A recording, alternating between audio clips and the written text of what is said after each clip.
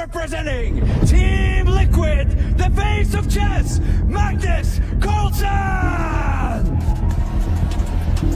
The king of the game, the face of an era, a world champion who bent the game to his will, versus Team Falcons, Ali Reza Farouja! The young prodigy, forged in fire, fearless, fighting for the crown. Will you beat Magnus Carlsen? I got the good shot. Is your bow ready? I'm ready. I'm a bit nervous. If you're not nervous for a final, I don't think you're alive. But I feel good, and I'm going to do my best. Will he strike through, or will he be dethroned? Casters, let the grand finals begin! Go pawn hunting, as it does, and also defend his own pawn, and a big blunder. Well, Magnus frowning. There's a huge move right now. He can trap Black's rook in the corner. This is so hidden, so difficult, but will Magnus Carlsen see it? He's frowning. The white knight can go to the b8 square. The black, he's found it, Magnus Carlsen. He's winning the black rook due to some back rank issues here. Double exclamation mark given. Farouja, he hasn't realized yet, hasn't reacted, but suddenly he finds himself lost. Farouja in shock right now. That rook trapped from an innocuous position. It felt like this was fizzling out. All the trades that happened, and a one-move blunder. And look at that. You can take the queen, but the rook takes queen, comes in with a massive check. It's not checkmate. Farouja can drop back with the queen, but he lose big material. Magnus Carlsen with a winning advantage here. That is unbelievable. And out of nowhere, we have an incredible tactic. And suddenly, this is all Magnus Carlsen in game number one. Almost uncharacteristic of Farouja there, not but Simply, it's when the white rook lands on the 7th rank and when the king, the white king, is able to approach. At the moment, it can't get any closer, but Magnus now taking away squares from the black knight, for liberating his rook. Easy to kick the black king away, but it's the knight and the jumps there you need to be careful of. You know what was so impressive was that pattern, the tactical motive that Farouja missed on the board and allowed his own rook to get trapped in its starting position was spotted by Magnus in under 1 second. The moment Farouja moved his queen to the wrong square, Magnus, you could see it on him. He leaned forward. He was locked in. He knew that Farouja had made a massive blunder. Look how the black knight is actually trapped on its back rank. No squares. Magnus, almost with a head bob, kind of shaking in the chair now. He knows this is a dream start to him. I'm not going to fault Farouja at all. That was the most hidden trick, most sneaky tactic I've seen so far at the EWC. And there we go. It's the first result of the grand final. resignation in game number one after an incredible tactic out of nowhere. Magnus Carlsen wins game one in set one. Move. Come on, you have to move. Push your pawn to d6. Do whatever. Move a rook. You are fine. 35 seconds. He's frozen. Alireza Farouja freezing there, making a rook move. And look at this counter strike by Magnus Carlsen, taking the white knight off the board. Double exclamation mark. He's counter-attacking against the white queen. Look at what's about to happen. All the rooks coming off. White's 2 rooks are forked there. One of them had to give their life up. Magnus has equalized this endgame. It's level, but not on the clock. And Magnus is now going to play to flag Alireza Farouja, his rook, the more active one. Magnus about to pick up the d5 center pawn. He's just thinking, does he throw in the check? He decides not to. And that is Magnus Carlsen thinking to himself, he knows this is a draw. Is he going to play for dirty flagging with 26 seconds for his opponent?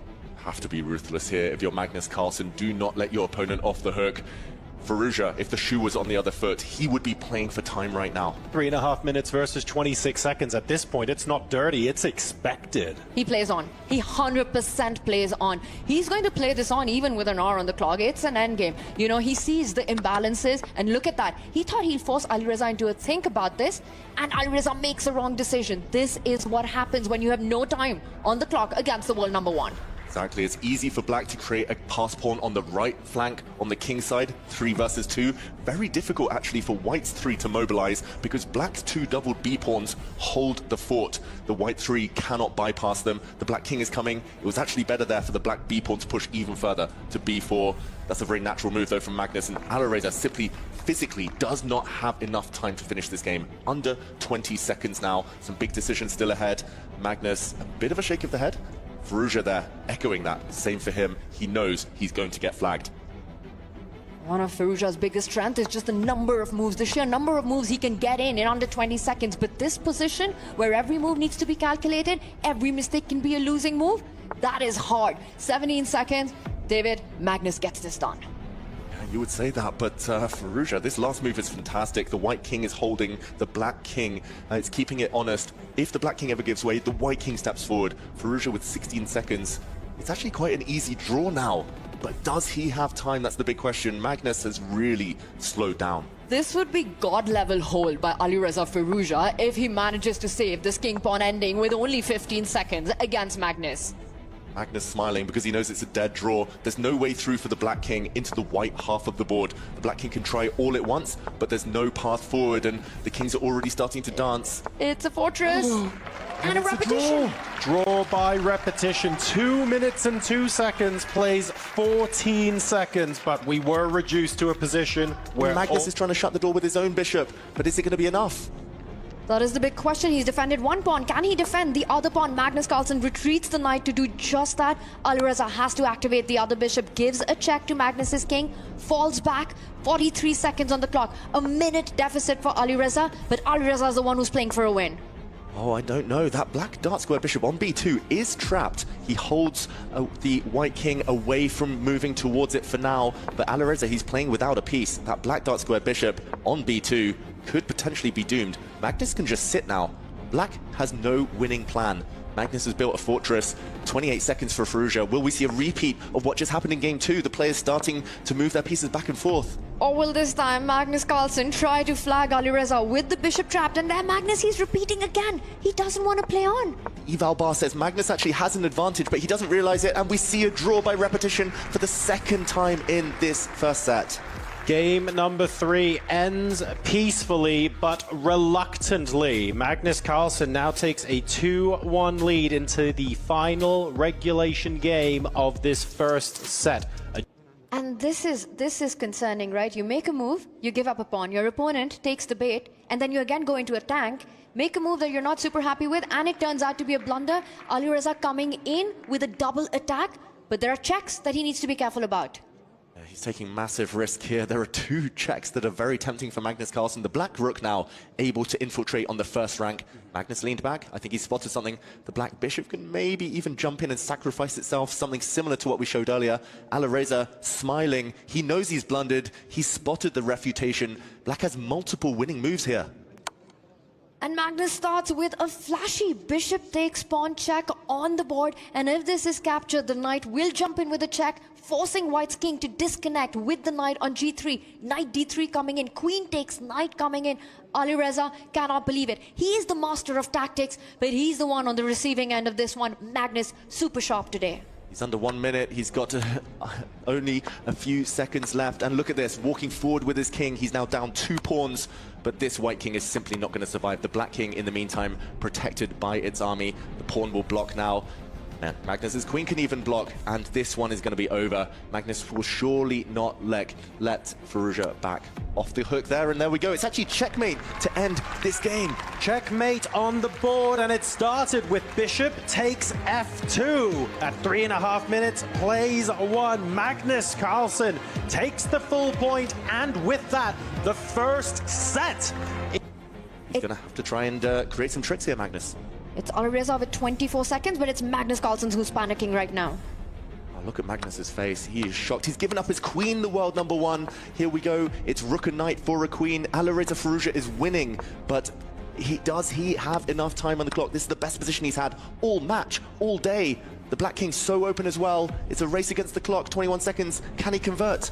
That is the big question. Will it be enough time? He needs to combine that queen and bishop. First, he completely disconnects black's rook, and Alireza with a shake of his head, just wishing he had that extra minute on the clock. Magnus Carlsen is busted. The black rook is about to be hit. The white queen is coming in. There we go. Black's pieces can barely move. The queenside pawns are gone, but 16 seconds. Magnus is going to have to be dirty about this. Alireza has to win this. He has to convert this game at all costs right now. 16 seconds. This is where his bullet skills need to come in. Magnus trying to survive. Black rook can barely move. There we go. The first pawn drops. The black rook coming in with a check. Some counterplay, some hope for Magnus Carlsen. But Firouzja's done everything right. He has activated God mode, Alireza Firouzja. He's pushing the B pawn forward for glory. It's creating counterplay for Magnus Carlsen in the meantime. 11 seconds, Tanya. Is it going to be enough? That is the big question. Alireza Firouzja can get maximum number of moves when he's down on the seconds, better than anyone else in the world, and that's what he needs to do right now. Will he convert into a full point? He gives it up. Another queen appears on the board. And Magnus blunders his rook. He's about to resign. Wow, Alireza Firouzja striking back. He's got 2 queens. 7 seconds should be more than enough. Magnus Carlsen gives up. What a turnaround. An opening surprise and counter surprise not working out for Firouzja, leading to 5 minutes versus 1, but getting into a winning position with 20 seconds left on his clock and managing to convert against the world #1. And this time Magnus is going for Firouzja's clock. He's down in this set. He has to maximize his chances. He's not going to shy away from flagging him anymore in this match. Magnus needs to make some quick moves. He has a 2-minute time advantage. It's going to be so difficult for Firouzja here. The black rook was almost trapped, creating some luft there, some escape squares. Black king shuffling. Magnus is pushing pawns. Black rook forced back. Still so unpleasant here, Tanya. The white knight dominates the bishop. And no more pawns can be traded. And look at that. Magnus Carlsen, he wins a pawn, the first big advantage. He's converted his strategic points into a material advantage. We go Firouzja creating some counterplay, hitting the white knight, which has to be defended now by the king or the rook. 1 pawn up, but it's not about the clock, about the pawns here. It's about the clock. Keep an eye on the red on your screens. Alireza Firouzja needs that fire, needs the speed. He does, but will that even be enough with 11 seconds? And Magnus just playing this on endlessly, gives a check, drives the black king away. Magnus Carlsen winning now. He's trapped the bishop, and Alireza knows he resigns. Magnus Carlsen back in set 2.